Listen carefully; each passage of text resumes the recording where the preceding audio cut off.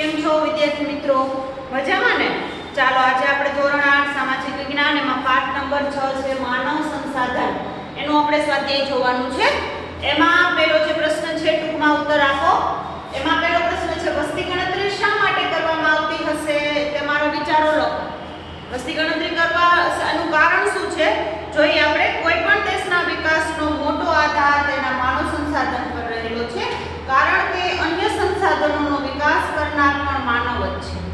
દેશના વિકાસ માટે માનવ વસ્તીનું કદ અને તેની ગુણવત્તા પાયારૂપ છે. લોકોની આરોગ્ય, શિક્ષણ, કાર્યકુશળતા તેમજ મહત્વાકાંક્ષા જેવી બાબતોથી ઉત્પાદકતા વધે છે અને દેશનો વિકાસ થાય છે. દેશના લોકોની ગુણવત્તા જાણવા અને દેશના આર્થિક વિકાસનું આયોજન કરવાના હેતુથી વસ્તી ગણતરી કરવામાં આવે છે. દેશની વિકાસલક્ષી યોજનાઓ, ખોરાક, પાણી અને રહેઠાણની વ્યવસ્થા, ઉદ્યોગો, વીજળી, રોજગારી, શિક્ષણ, સંરક્ષણ, પરિવહન વગેરે વિષયોનું આયોજન કરવાના ભાગરૂપે વસ્તી ગણતરી કરવામાં આવે છે. ત્યાર પછીનો બીજો જે પ્રશ્ન છે વસ્તી વધારો કેમ ઝડપથી થતો હશે? જોઈએ આપણે એના વિશે કે વસ્તી વધારો કેમ ઝડપથી થાય છે. તો કે ભારતમાં છેલ્લા 6 દાયકામાં અસાધારણ કહી શકાય એવો વસ્તી વધારો થયો છે અને હજી પણ થઈ રહ્યો છે. 2 સદી અગાઉ ભારતમાં વસ્તી વધારાનો દર નીચો હતો કારણ કે બાળ મૃત્યુનું પ્રમાણ મોટું હતું.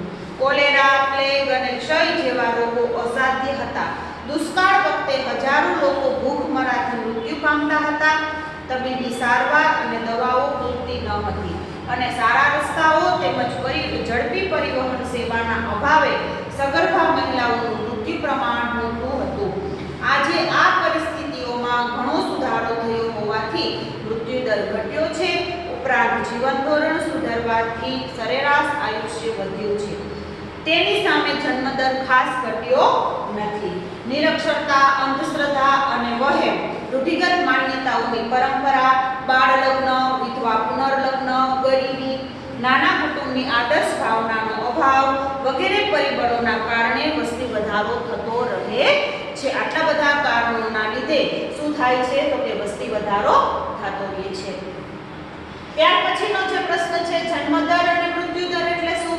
તો પહેલા આપણે જન્મદર વિશે જોઈએ આપણે કે ભાઈ કોને જન્મદર કહેવામાં આવે છે તો કે કોઈ પણ નિશ્ચિત વિસ્તારમાં દર 1000 ની વસ્તીએ 1 વર્ષ દરમિયાન જન્મતા જીવંત બાળકોની સરેરાશ સંખ્યા તે વિસ્તારનો જન્મદર કહેવાય છે.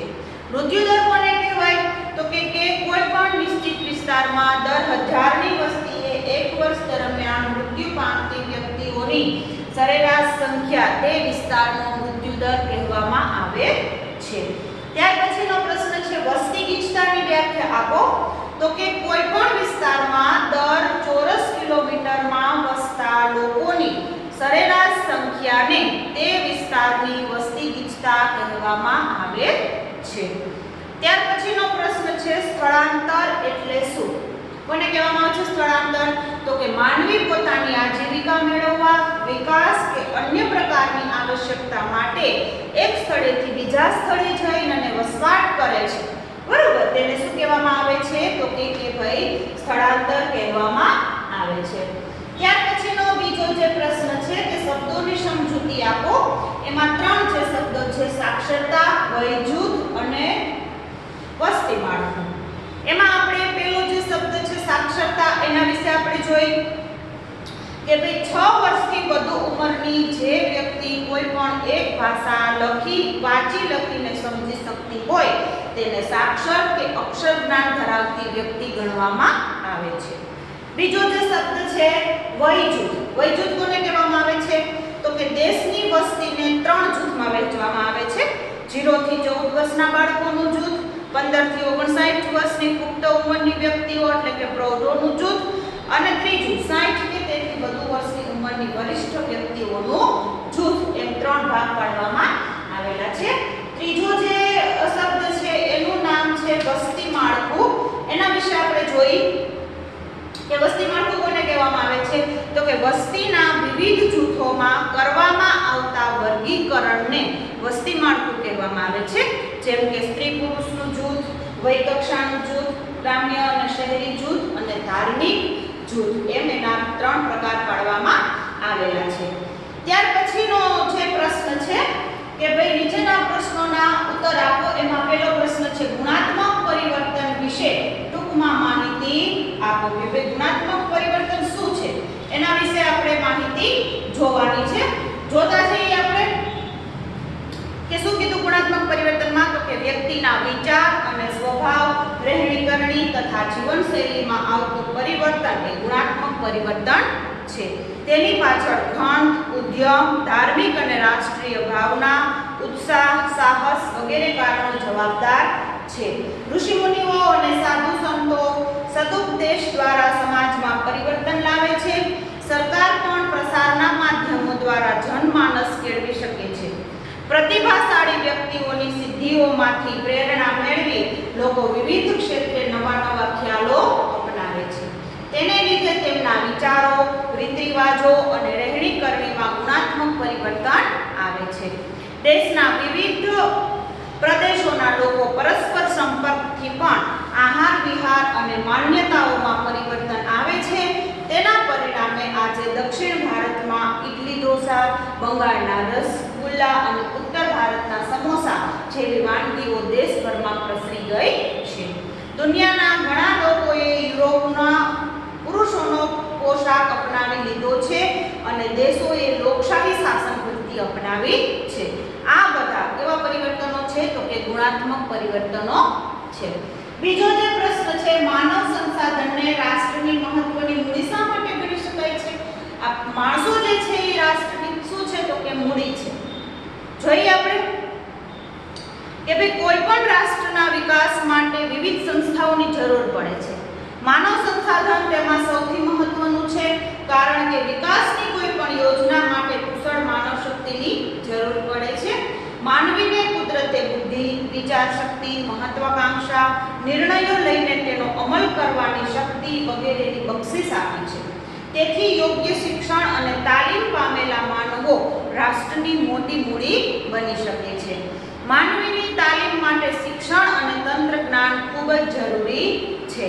આના લીધે જ તે પોતાના કાર્યો કુશળતાથી કરી શકે છે.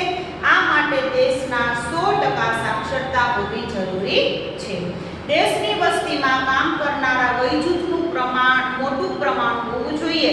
તેને માટે ભારતમાં જન્મદર નિયંત્રણ કરવાની જરૂર છે.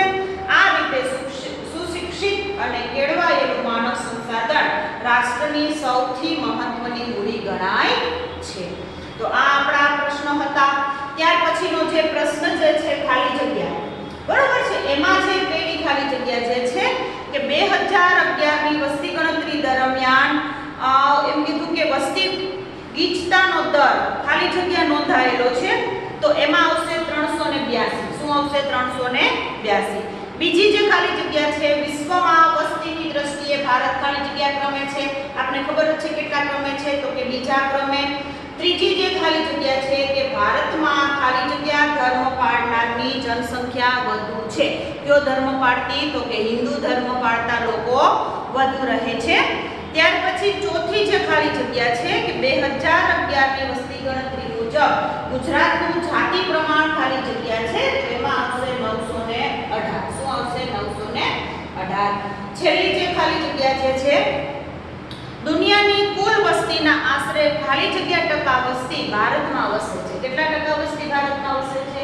તો કે 16% વસ્તી ભારતમાં વસે છે.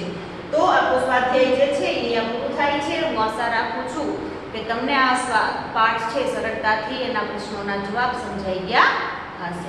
ચલો નવા વિડીયોમાં નવા પાઠ સાથે મળીશું. ત્યાં સુધી આવજો. જય શ્રી કૃષ્ણ.